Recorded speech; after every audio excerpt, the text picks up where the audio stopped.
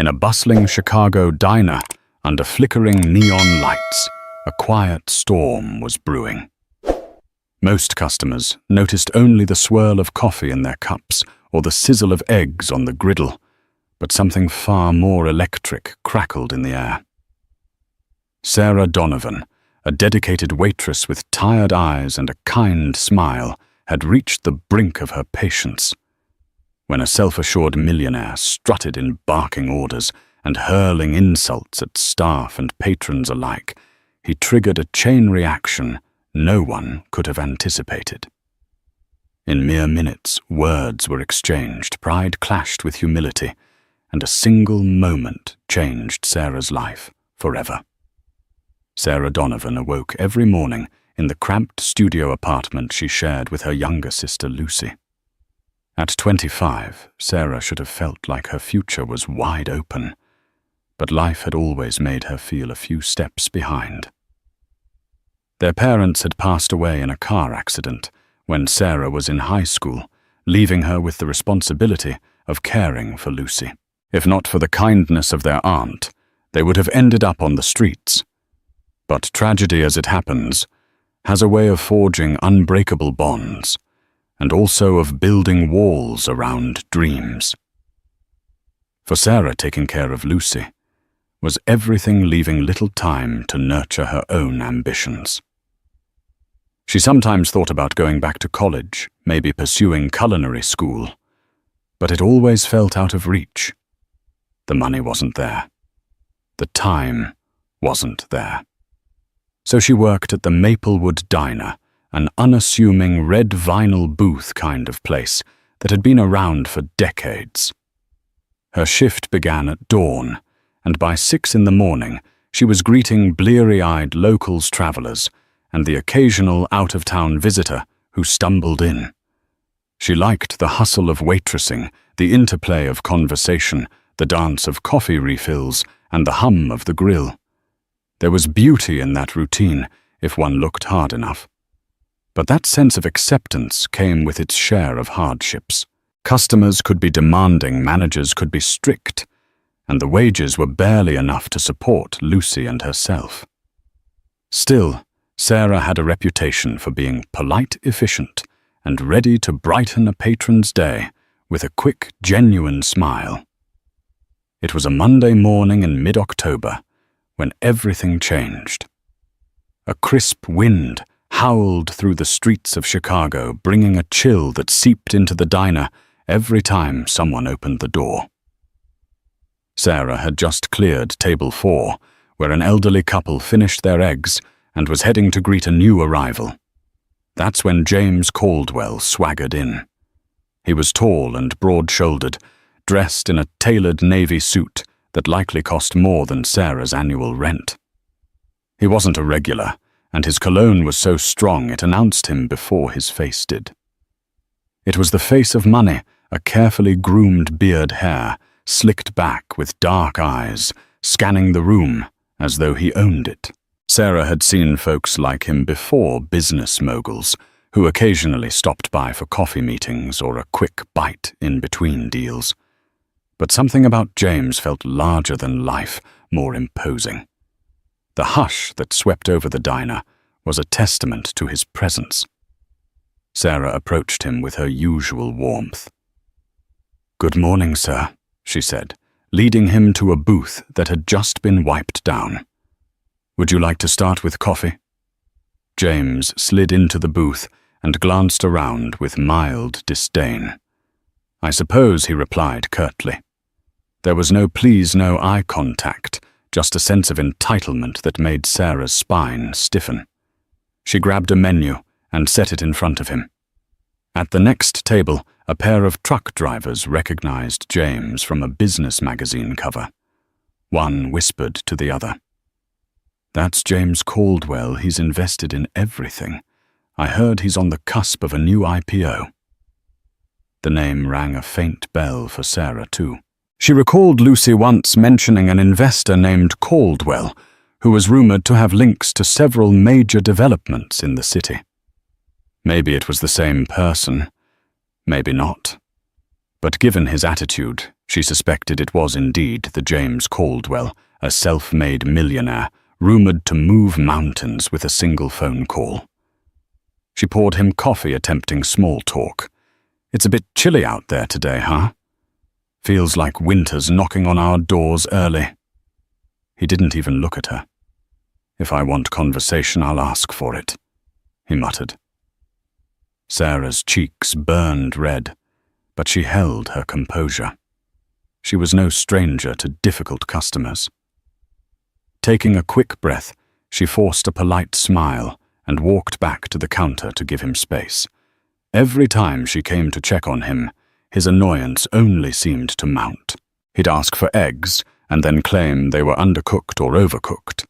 He'd demand a new pot of coffee because the one she brought tasted stale. He insulted the diner's decor and even said the booth's vinyl seats were a cheap imitation of comfort.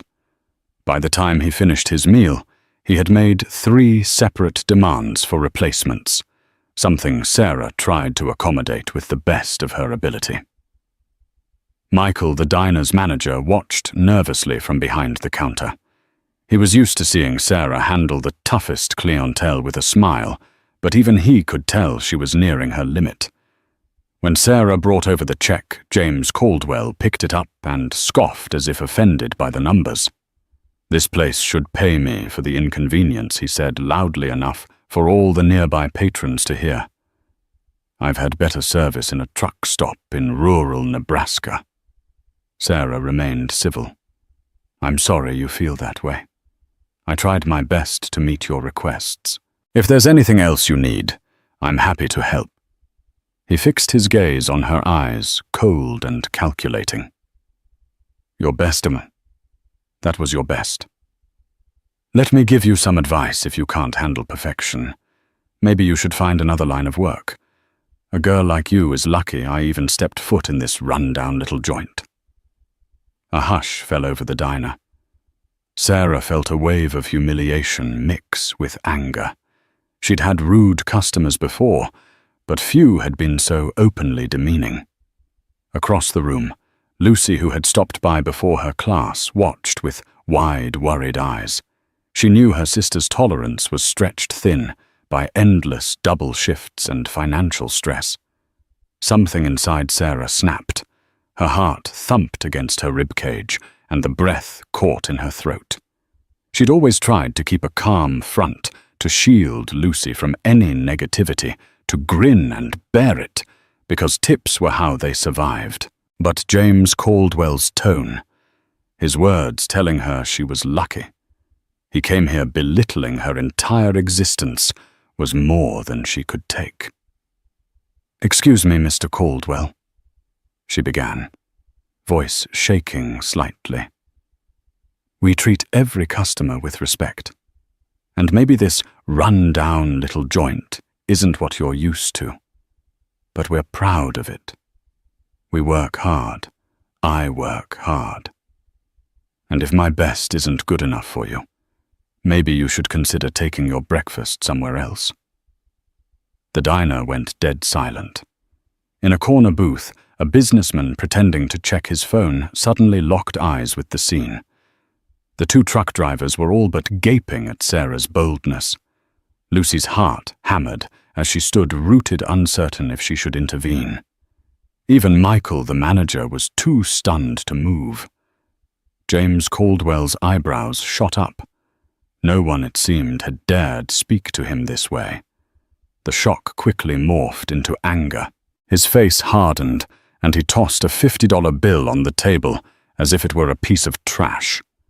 "You have no idea who you're talking to," he said, voice dripping with malice. "Enjoy your tip. You'll never amount to anything in your pathetic life." Then he turned and walked out, leaving the door to slam shut behind him with a jarring clang. Sarah stood there, every nerve in her body vibrating. She glanced at the $50 on the table, a fortune in tip money for a single meal, but it felt cursed, tainted by his cruelty. For a moment, she considered hurling it after him. Then she felt Lucy's gentle hand on her shoulder, and saw the alarm in her sister's eyes. Michael hurried over. "Sarah, are you all right?" She nodded, blinking back tears. "Yeah, I'm fine," she lied. "Go take a break," he said more kindly than usual. "I'll cover your section." Sarah retreated to the diner's break room. Leaning against the dingy wall, she tried to steady her breathing. Her mind whirled. She worried about losing her job for telling off a customer. She worried about Lucy's college tuition, the rent, the groceries. But strangely, she also felt a spark of defiance, a sense of relief that she'd finally stood up for herself, if only for a second. Over the next hour, the diner slowly returned to its usual clatter and buzz. Locals whispered about Sarah's confrontation, some praising her courage, others concerned that James Caldwell could cause trouble. While many admired her backbone, everyone knew Caldwell was well connected. Who knew what strings he might pull for retribution? But the morning ended without further incident, and by late afternoon, Sarah pushed the confrontation to a back corner of her mind. She went home, cooked dinner for Lucy, and tried not to think about the potential fallout from telling off a self-important millionaire. She assumed she'd never see him again. The following day began like any other. Morning light filtered through her threadbare curtains, stirring her awake. She performed her usual routine, brewed a pot of coffee for Lucy, packed her sister's lunch for school, then caught the bus to the diner. She arrived a little before 6, stepping into the warm glow of the neon open sign. Michael was already there, flipping through the mail with a frown. A few stray bills, an advertisement or two, and a small stack of envelopes waited on the counter. He glanced at Sarah, then at the stack. "Strangest thing," he said. "We got a fancy envelope addressed to you." Sarah's stomach tightened. To me, Michael shrugged, handing it over. It was a matte black envelope, embossed with gold script. No return address. Even the weight of it felt luxurious in her hand. She glanced around nervously, as if half expecting James Caldwell to jump out from behind the pie display. Carefully, she slid a finger beneath the flap and tore it open. Inside was a single piece of heavy card stock. At first glance, it looked like a bank's invitation to an exclusive event. But as she read the name, her heart flipped. James Caldwell requests the presence of Ms. Sarah Donovan at a private meeting. Along with it was a black metal card bearing her name, Sarah Donovan. It had a subtle platinum chip in it and a logo she didn't recognize. No details, no instructions, just the vague invitation and the card. Michael raised an eyebrow. "You know him?" Sarah could only shake her head in disbelief. "We had a run-in yesterday. That's all." Even more curious, an index-sized card fell out of the envelope. It held 4 words, scrawled in elegant cursive. "Buy whatever you need." For a few seconds, Sarah's world tilted. She recalled the rancor in Caldwell's voice the day before. Why would he do this? Was it a trap? A sick joke? She felt uneasy, suspicious. The black card felt as though it vibrated with an otherworldly aura in her hands. "I have no idea what this means," Sarah finally managed. Michael studied the card warily. "You want me to toss it?" Sarah glanced between the card and the invitation. For a moment, she was tempted to toss it in the trash, to sever all ties with the rude millionaire. But curiosity gnawed at her. Also, she couldn't ignore that single line, "Buy whatever you need." Could this card be loaded with credit? Could it help Lucy get through school? Help them pay off debts? No. It was too surreal. And yet, "Let me hang on to it for now," she said, slipping it back into the envelope. She put it in the pocket of her apron, trying to steady her trembling hands. The day dragged on, each minute weighed down by her preoccupation. Between serving pancakes and refilling coffee, her mind spun with questions. What did James Caldwell want revenge? Perhaps he was trying to lure her into some scheme. She felt a flicker of fear. With that kind of wealth and influence, he could easily manipulate her life. And then there was Lucy. If he was out for revenge, Sarah worried about her sister's safety.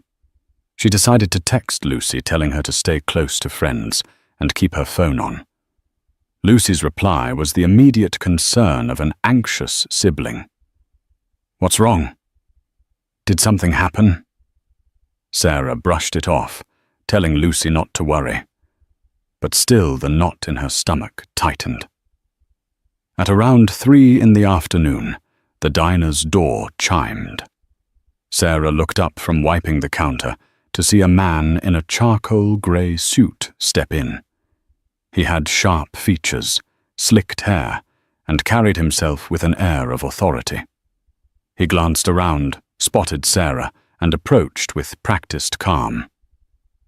"You're Sarah Donovan?" he asked, voice low and serious. She nodded. He produced a sleek business card from inside his jacket. "My name's Nicholas Grant. I work for James Caldwell. He'd like to arrange a meeting with you at your earliest convenience." Sarah caught Michael's alarmed gaze from across the diner. I don't understand," she stammered. Why Nicholas's expression softened slightly. "He wants to see you." "It's about an offer." The word offer reverberated in her mind. She couldn't help but think of the black card in her pocket, the cryptic invitation. The swirl of confusion threatened to overwhelm her. "I don't know," she said, swallowing hard. "I'm working." Nicholas nodded, as though he'd anticipated her reluctance. "Of course. But Mr. Caldwell strongly encourages you to accept his invitation. He suggested that you might find it beneficial." Sarah thought of Lucy of the rent due at the end of the month. She felt torn between caution and a flicker of desperate hope. "Tell him I'll think about it," she said, finally. Nicholas handed her his business card. "He doesn't wait long," he stated politely but firmly, before turning and leaving as quietly as he'd come. For the rest of her shift, Sarah was a knot of nerves. After she clocked out, she slung her jacket over her shoulders and hurried through the chilly streets to catch her bus home. As she walked, the city's bustle honking cabs, rumbling trains, street vendors, shouting about hot dogs, barely registered in her mind. She clutched the black card in her pocket, as though it were a live wire, petrified and strangely compelled by what it could mean. Back in her apartment, Lucy was standing over the stove, trying her hand at stir-fry. The smell of ginger and sesame oil filled the narrow kitchen. "Hey, sis," Lucy greeted. "You okay? You look pale." Sarah forced a smile. "Just a long day at work." She set her things down, then pulled out the envelope and black card to show Lucy. Lucy's eyes widened. "What is that?" Sarah tried her best to explain the incident with James Caldwell and the sudden appearance of his messenger. Lucy's jaw dropped in disbelief. "You told off James Caldwell." "The tech and finance tycoon. I read about him in the Chicago Business Journal. He's on some Forbes list for the fastest-growing private investments."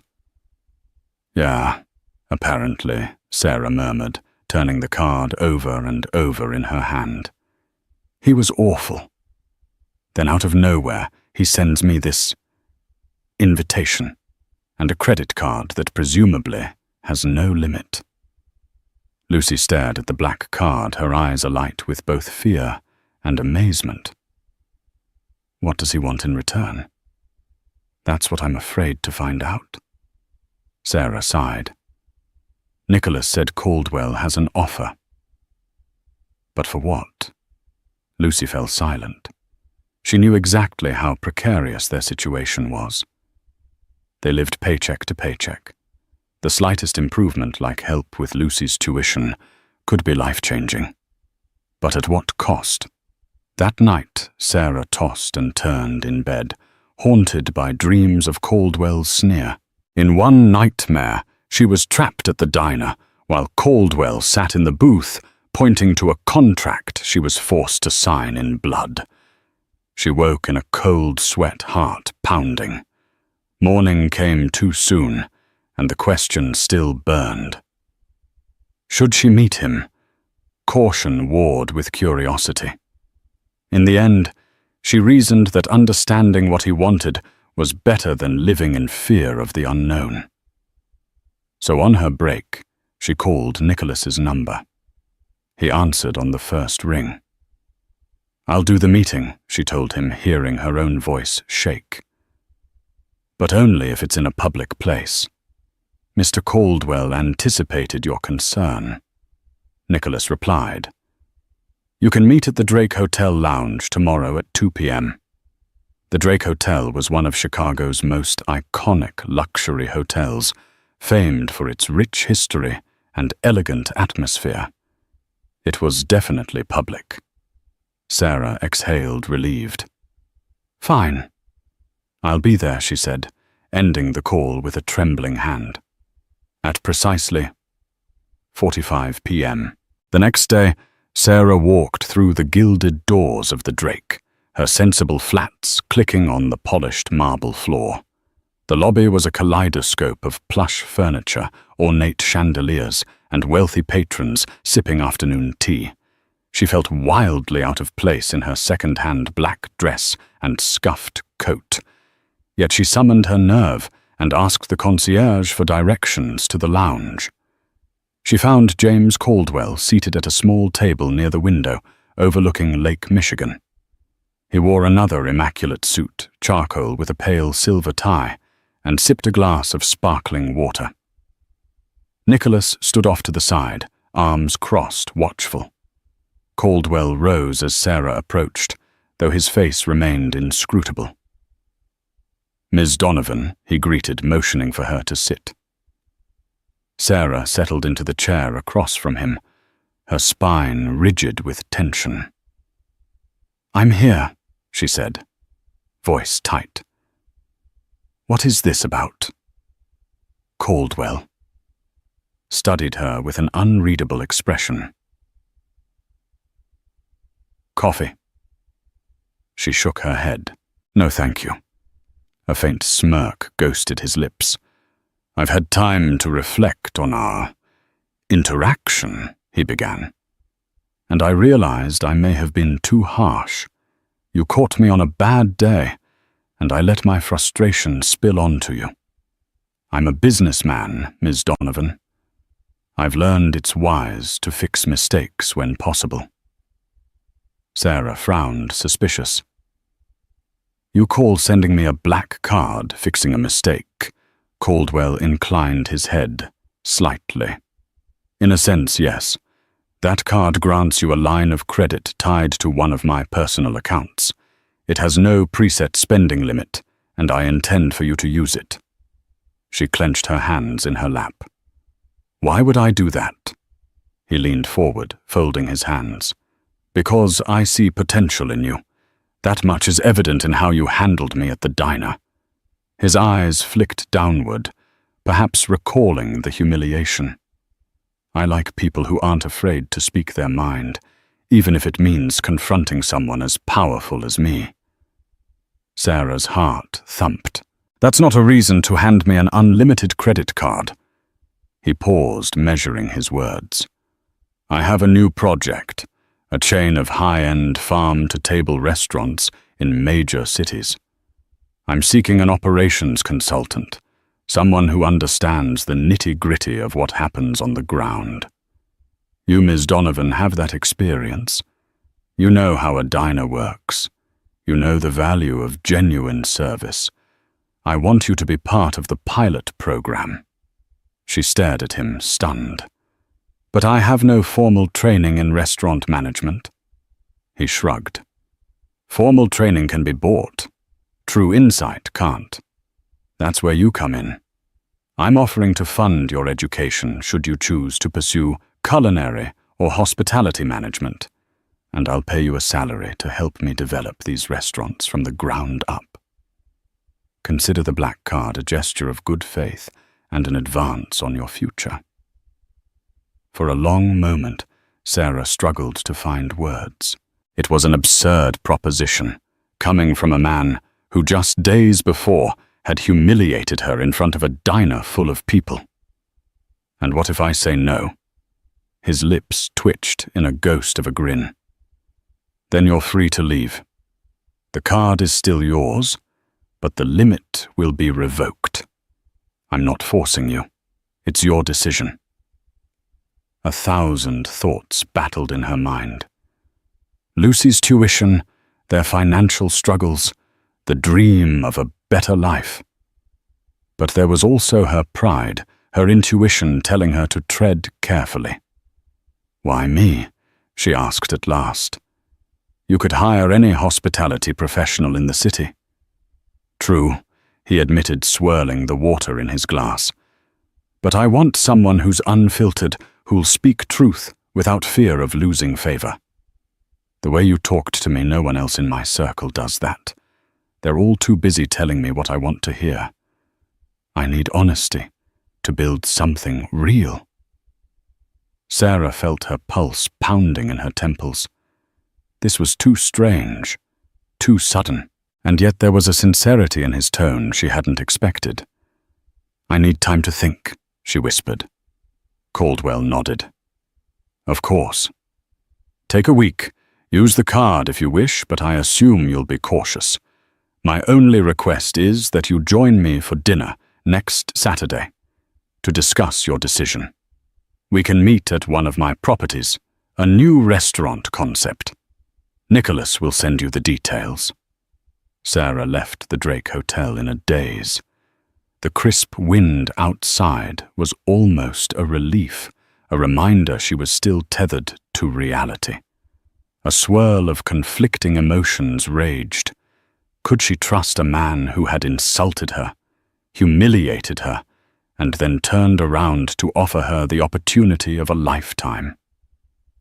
Was it a trap? Or was this the break she'd always dreamed about? The break that would finally rescue her and Lucy from their endless struggles.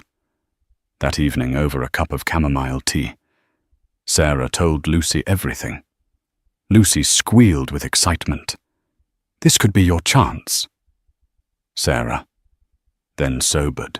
"But if he's playing some twisted game, it could be dangerous." Days passed and Sarah continued her shifts at the diner, as if life hadn't been upended by an impossible offer. She found herself studying the black card each night. Sometimes she'd place it back in her wallet. Other times she'd consider throwing it away. The temptation was undeniable. She imagined all the ways it could lift their burdens, pay off Lucy's tuition bills, fix the leaky roof in their apartment building, maybe even move to a better place. On Friday, after an exhausting double shift, she decided to test the card in a small way. She took Lucy to a modest department store, intending to buy her sister a new winter coat. Lucy's old one had rips along the lining and a missing button. At the register, Sarah's hands shook as she slid the black card. The transaction processed without a hitch. That evening, Lucy wore the new coat around their living room, beaming at the warmth and the softness of the faux fur collar. It was a small luxury that momentarily drowned out Sarah's lingering fears. Still, doubt clawed at her. She couldn't forget Caldwell's condescending words. People didn't change overnight, did they? Maybe he was used to playing games with people's lives, dangling opportunities like bait. Perhaps it was all part of some twisted power play. But come Saturday night, she found herself nervously stepping into a sleek new restaurant in downtown Chicago. The sign outside read, Le Jardin Urbain, a swirl of modern neon letters against a dark backdrop. Inside, she was greeted by a glass-enclosed garden of herbs and vegetables, the aroma of rosemary and basil thick in the air. Nicholas stood near the entrance, nodding curtly when he saw her. "Mr. Caldwell is waiting," he said, leading her to a private table near the back. Caldwell was there sipping wine. He rose graciously, gesturing for her to join him. The ambiance was unlike anything Sarah had experienced. Soft lighting, sleek furniture, and subtle touches of greenery. The staff glided around the room in crisp uniforms. She felt underdressed in her simple black dress, her hair pinned back in a loose bun. "Welcome," he said, taking a seat. "I'm glad you came." Sarah sat stiffly. "I haven't decided anything yet. But I did buy my sister a coat. So I guess I owe you." "Thanks." He waved a hand dismissively. "It's a small expense hardly worth mentioning." Then he eyed her carefully. "Though I'm pleased you used the card. Shows you're at least considering my offer." She folded her hands on the table. "If we're going to do this, I have questions. Lots of them." He smiled. "Ask away." The next hour was a whirlwind of fine dining and deep conversation. They sampled dishes, charred Brussels, sprouts, seared scallops with lemon beurre blanc, braised short ribs in red wine sauce, exquisitely plated. And all the while, Caldwell spoke about his vision for a restaurant chain that blended farm-to-table freshness with urban sophistication. He explained his business model, the carefully crafted brand partnerships, the marketing strategies aimed at a younger, socially conscious demographic. Sarah listened, her mind abuzz. She was impressed by how thoroughly he'd planned everything. She found herself chiming in, offering critiques from a waitress's standpoint: portion sizes, table turnover, times the importance of treating staff well. He listened intently, even took notes on his phone. She was surprised to see him so receptive, even praising her insights. But there was something else too. A quieter narrative Caldwell wove about his past. He confessed that he hadn't always been wealthy. He'd grown up on the rougher outskirts of Detroit, raised by a single mother who worked 2 jobs. He told her about how he'd started investing in small tech ventures after working nights to save money, about the close calls and near failures that almost ended everything before it began. "Somewhere along the way, I lost touch with where I started," he said, voice tinged with an emotion Sarah couldn't quite place. "I became arrogant." Sarah recalled his biting words at the diner. "So you want this restaurant chain to remind you of your roots?" He nodded slowly. "In a sense, yes. And I think the authenticity you carry is part of that reminder." It was a confession that softened Sarah's guarded stance, if only a little. By the time dessert came, a delicate apple tart with caramel drizzle, she was no longer wholly convinced Caldwell was a monster. He was certainly complex with a rough edge to him. But maybe, just maybe, there was a real person buried under that $1,000,000 polish. Still, Sarah had one more question. "Let's say I accept. What exactly do you expect from me day to day?" He set his fork down, steepling his fingers. "I want you to spend time training in different departments: back of house, front of house, procurement, even HR. I want your fresh perspective. You'll report to me or to Nicholas on what's working and what isn't. Eventually, I'll help you enroll in a culinary or hospitality management program, your choice, and once you finish, you'll have a leadership role in the chain." Her eyes widened. That's a huge commitment. What if I fail? He chuckled, a rare softening of his features. Sarah Donovan. I've bet on far riskier endeavors than you. Then he leaned in, voice quieter. I don't think you'll fail. But if you do, at least you'll have tried. Life's too short to stay stagnant. She felt emotion tighten in her chest. Images of Lucy's future, of her own secret dreams, flashed through her mind. All her life she'd settled for less, partly out of necessity. Was it time to gamble on something bigger? After dinner, he walked her to the exit. Nicholas lingered a few steps behind, respectful but watchful. The night air greeted them crisp and charged with city lights.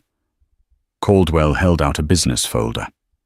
Inside you'll find the terms of our agreement, an initial contract, your salary, and an outline of the next 6 months. Take it. Read it, consult a lawyer if you wish. Let me know by next week. Sarah took the folder, her heart pounding. All right. He nodded. Good night, Miss Donovan. She watched him slip into a sleek black town car, with Nicholas at the wheel. The weight of the folder in her hands felt monumental.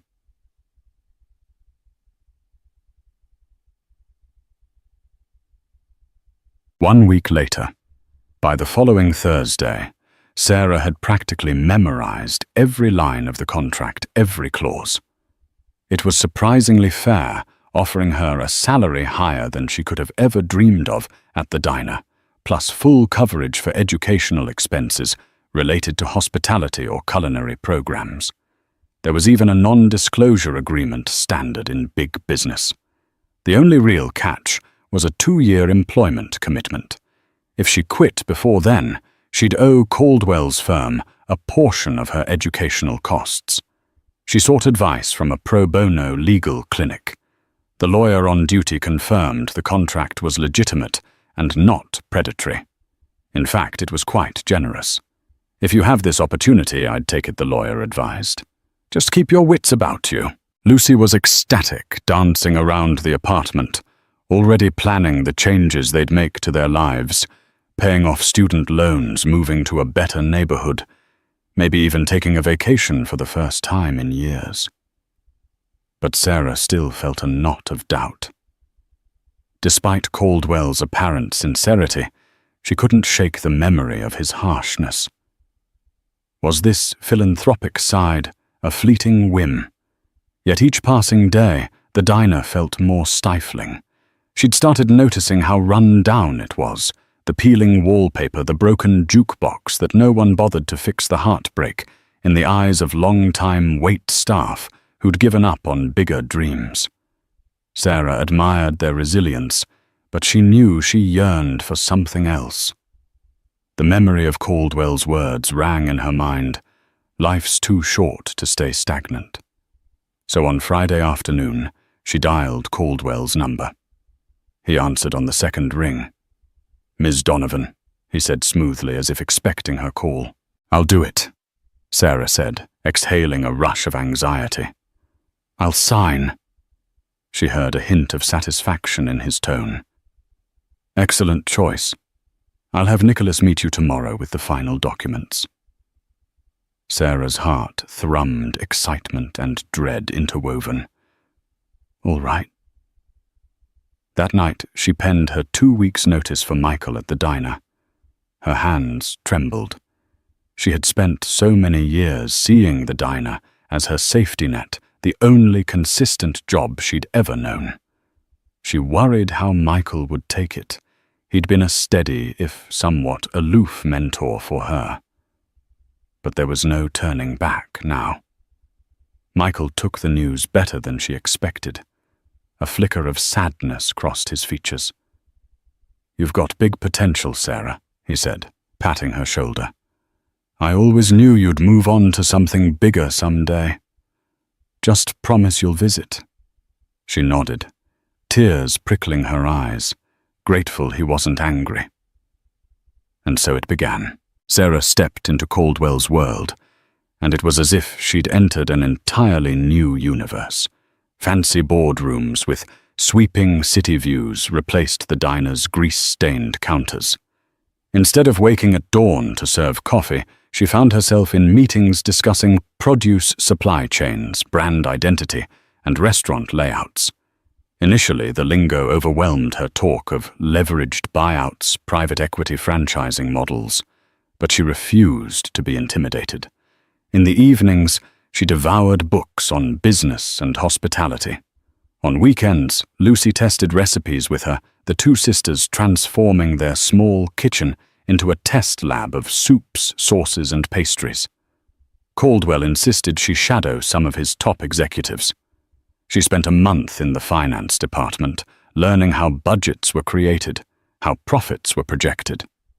Another month went by in marketing, where she sat in on creative meetings about branding style guides and social media campaigns. All along, she was the odd one out, lacking formal credentials, but bringing real-world experience to the table. Many in Caldwell's organization eyed her with skepticism. Who was this unknown waitress who'd suddenly landed a high-paying position, courtesy of the boss himself? Some whispered that she must have some hold over Caldwell. Others speculated about nepotism or scandal. Sarah felt the chill of those rumors, but she pressed on, determined to prove herself. Slowly, her sincerity, her eagerness to learn, and her grounded perspective began to win them over. Meanwhile, Caldwell's demeanor remained professional, almost detached. They interacted mostly through scheduled meetings. He would ask for her thoughts on various aspects of the new restaurants or invite her to taste tests at the pilot location. Sometimes, in a rare, candid moment, he'd ask about Lucy, or mention his own teenage years as if trying to find common ground. But mostly, he kept his distance, as if fearful of letting his guard down. A turning point came about 3 months into the arrangement, when Sarah accompanied Caldwell to a gala fundraiser for Chicago's homeless youth programs. She was terrified, having never attended such a formal event. She wore a simple navy dress. Lucy had helped her pick out her hair in soft curls. Caldwell introduced her to key restaurant investors, including a cameo by Mark Cuban, the well-known entrepreneur, who shook Sarah's hand warmly and told Caldwell, "I hear you've got a new rising star in your ranks." Caldwell nodded with the faintest smile. Sarah's cheeks burned red at the praise. Throughout the evening, Sarah observed Caldwell navigating the crowd with practiced elegance. He mingled with celebrities, philanthropic leaders, and political figures, always maintaining a charming facade. But at one point, she caught him standing alone near a floor-to-ceiling window overlooking the city skyline. He looked pensive, almost lonely. She approached tentatively. "Quite the event, huh?" she remarked nervously, smoothing the skirt of her dress. He glanced at her, a wistful expression in his eyes. "Yes, a lot of power in this room." Sarah followed his gaze. "And a lot of need outside these walls." He nodded slowly. "Sometimes I wonder if I'm doing enough, or if these galas are just a way to make everyone feel good about themselves." Sarah tilted her head. "Well, cynicism aside, they raise a lot of money. I benefited from a program like this once when Lucy and I lost our parents. My aunt struggled to support us, and a local charity helped keep us afloat. It's not all for show. It can change lives." He studied her for a moment, then turned back to the window. "Thanks for reminding me." The corners of his mouth lifted slightly. A subtle camaraderie began to form between them. It was fragile, built on mutual respect, rather than the arrogance and subservience that had marked their first encounter. Over the next few months, Sarah continued to excel. She started official courses at a prestigious hospitality program fully sponsored by Caldwell. While she was often overwhelmed balancing her job responsibilities with night classes, she thrived on the challenge. Lucy took on a part-time job to support her own expenses, determined not to weigh Sarah down. The sisters found themselves in a better financial position than ever before. However, not everyone was pleased with Sarah's rapid ascent. Some executives in Caldwell's circle, veterans of the industry, resented her position. They questioned Caldwell's judgment in hiring an untested outsider. One evening, while reviewing staff training modules, she overheard two senior managers complaining about her in hushed tones. "She's just a waitress," one scoffed. "Caldwell's pet project. She'll ruin everything we've built if he keeps giving her this much authority." "It's humiliating," the other agreed. "I spent years in top restaurants working my way up. She just waltzes in because she had a spat with Caldwell at a diner." Sarah retreated before they could see her heart racing. She swallowed a lump of hurt and anger, forcing herself to stay composed. If she confronted them, it would only confirm their suspicions that she was out of her depth. Instead, she resolved to let her work speak for itself. But the tension escalated. When Sarah was scheduled to give a presentation on improving staff training for the pilot restaurant, her slides mysteriously disappeared from the system. She had to scramble to rebuild them minutes before the meeting. Another time, her proposals for a new table layout went missing, and she suspected sabotage. Yet she refused to let intimidation define her journey. She worked longer hours, triple-backed up her files, and refused to be pushed aside. Caldwell noticed her exhaustion. One afternoon, he called her into his office, an intimidating space on the top floor of a downtown skyscraper with glass walls overlooking the city. "You look drained," he remarked, eyeing the dark circles under her eyes. Sarah forced a small laugh. "Just the pace. Balancing classes work and dealing with some obstacles." He frowned. "What kind of obstacles?" She hesitated, not wanting to come off as a complainer. But Caldwell's gaze was sharp. Eventually, she told him about the sabotaged slides and missing proposals. "It's nothing I can't handle," she concluded. "But I won't lie, it's stressful." Caldwell's jaw tightened. "Names?" She shook her head. "I don't have proof. I won't accuse anyone without being sure." He leaned back in his chair, exhaling. "I'll have it do some digging. In the meantime, if you need help, ask. I don't want you bogged down by office politics." Sarah nodded, grateful for his support. "Thank you." As the weeks went on, the pilot restaurant's grand opening loomed. Sarah was heavily involved coordinating with chefs, finalizing menus, training waitstaff, ensuring the decor matched the brand's upscale yet earthy ethos. The unstoppable pace left her breathless but exhilarated. She found joy in the creative process of building something from the ground up, something that fused the diner's sense of warmth with fine dining elegance. Finally, opening night arrived. The restaurant buzzed with VIP guests, food critics, and local influencers. Fairy lights twinkled above the entrance, and a small jazz ensemble played softly in the corner. Caldwell walked the floor, greeting people with polished confidence. Sarah was at his side, smoothing last-minute details, ensuring the bartenders had enough garnish, directing the waitstaff when to circulate hors d'oeuvres.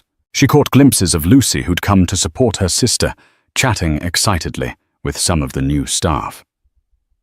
Midway through the night, the reviews started trickling in on social media, glowing praise for the ambiance, the farm-to-table concept, the exquisite cocktails.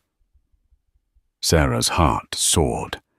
This was a testament to all their hard work, and for the first time in her life she felt she was part of something meaningful, bigger than just survival.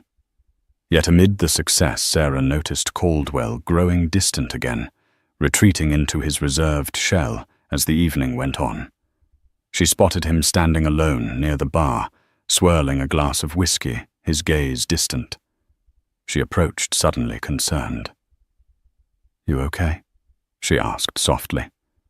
He offered a small nod. "Just overshadowed by memories, I guess." She tilted her head questioningly. He took a slow sip. "Nights like these remind me of where I started.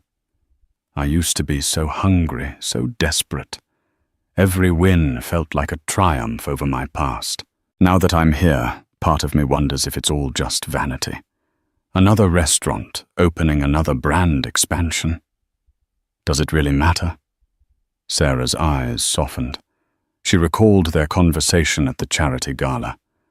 This man, for all his wealth and power, was haunted by the question of purpose. "I think it matters," she said gently. "Not just for you, but for the people who work here, for the customers who'll have a new dining experience, for the suppliers who'll sell their organic produce. It's not just vanity, unless you let it be." He set the glass down, looking at her with unguarded gratitude. "Thank you," he murmured. "It's good to have perspective." In that moment, the bustle of the restaurant blurred into the background. They stood side by side, two people from very different worlds who had somehow converged on this shared journey. A fleeting warmth passed between them, part mutual respect, part shared triumph. The grand opening was a resounding success. Culinary bloggers posted rave reviews, and local news outlets hailed Caldwell's new venture as a beacon of innovation.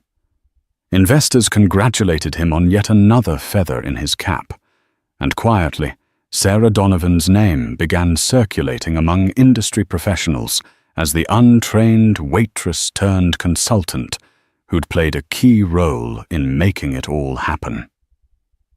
In the weeks that followed, Sarah felt a sense of achievement like never before. She continued her classes, delving deeper into the art of restaurant management and design. Caldwell provided more opportunities, sending her to conferences, introducing her to renowned chefs. Their once tenuous relationship was now laced with mutual admiration, still professional, but undeniably friendlier. Lucy was thriving in college, forging new dreams of her own.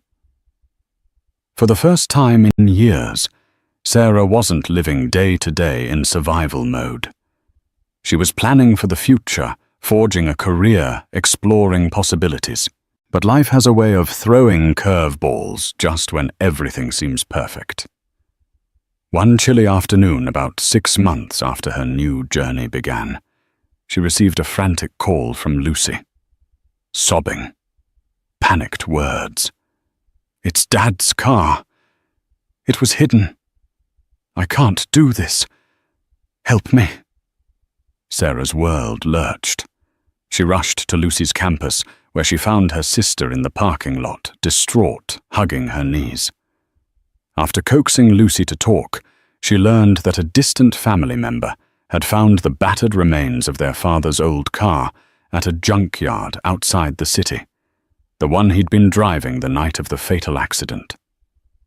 Lucy, haunted by grief, had driven there and confronted the twisted metal relic. The memories, the guilt, the pain, everything had resurfaced. Sarah held her sister in a tight embrace. "Why didn't you tell me?" she whispered.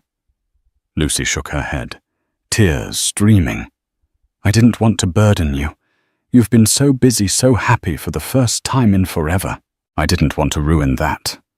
Sarah felt tears burn her own eyes. She realized how absorbed she'd become in her new role. "I'm sorry," she murmured. "You're never a burden. Let's face this together." "Okay." Lucy nodded, clinging to her sister.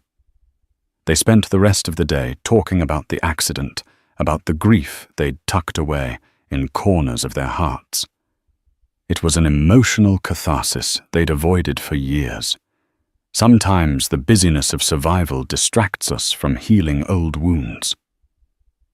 That night, Sarah found herself thinking about how fleeting life can be, how quickly everything can change. She remembered the night she confronted James Caldwell at the diner. She remembered how a single moment of defiance had sparked a chain reaction that led her here to a brand new life. Standing by the bedroom window, she gazed out at the shimmering city lights, a quiet gratitude in her heart. No matter what tomorrow brought, she was grateful for this chance, grateful for the personal growth, the financial stability, and the sense of purpose she'd found. In the months that followed, Lucy began attending therapy to process her lingering trauma. Sarah made time to support her sister, taking weekends off whenever possible to spend with Lucy. Caldwell, noticing her need for balance, adjusted her schedule. Another gesture of compassion that reminded her that under his tough exterior there was a beating heart. By the 1-year mark of her new career, Sarah had blossomed into a confident consultant. She'd even begun conceptualizing her own potential restaurant, one that combined the diner's warmth with modern flair. Caldwell encouraged her, promising to back her vision if it ever came to fruition. And as for Caldwell himself, he'd found in Sarah a sort of grounding influence. Whenever his business empire threatened to consume him, her unfiltered honesty brought him back to earth. Their dynamic remained professional, though tinged with a camaraderie that made both question whether the lines might blur into something else one day. But that's another story, perhaps for another time. For now, suffice it to say that the day Sarah Donovan told off a millionaire in a humble diner was the day everything changed. From that explosive confrontation came an unlikely alliance, a shared path of learning and growth, and ultimately a testament to the power of standing up for oneself, even when the odds seem impossibly stacked against you. Thank you for joining Sarah's remarkable journey from an overworked waitress defending her dignity in a small diner to a rising star in Chicago's high-end restaurant scene. This story shows us that standing up for yourself, even when you're afraid, can open doors you never imagined. It reminds us that every person has value, every dream has a spark, and one bold moment can change your life forever. If Sarah's story moved or inspired you, please take a moment to like this video. Let's spread the word about courage and resilience. Share it with your friends who could use a reminder that a single act of defiance might lead to unimaginable opportunities. And finally, subscribe to our channel for more uplifting, dramatic tales that celebrate the extraordinary power of the human spirit. Your support helps us bring more inspiring stories to life. Thank you for being part of this journey.